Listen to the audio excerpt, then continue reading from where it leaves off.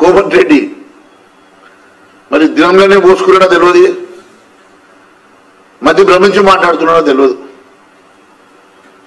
8 మంది BJP MLA టచ్లో ఉన్నారట. అసలు నీ తమ్ముడికి టచ్లో ఉన్నాడో లేదో ముందు తెలుసుకో. నీ తమ్ముడే నీకు టచ్లో లేనట. పాపం తమ్ముడు భార్యకు టికెట్ ఎంపీ టికెట్ ఇస్తాను అధిష్టానం ఒప్పుకుంటే నువ్వే అడ్డుపడ్డవట. నీ తమ్ముడికి నీకే లొల్లైతుంటే నీకు వేరే వాళ్ళు ఎందుకు టచ్లోకి వస్తారో అర్థమైతే లేదు. భారతీయ జనతా పార్టీ ఏ ఒక్క ఎమ్మెల్యే కూడా ఇప్పటి వరకు అటువంటి చరిత్ర ఎప్పుడూ లేదు.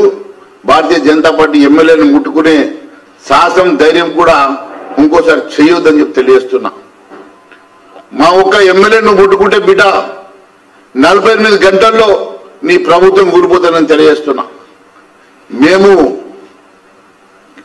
హుందాగా ఉన్నాం, ప్రజలు ఇచ్చినటువంటి మ్యాండేట్కి గౌరవిస్తున్నాం. కాబట్టి మేము గమ్ముగా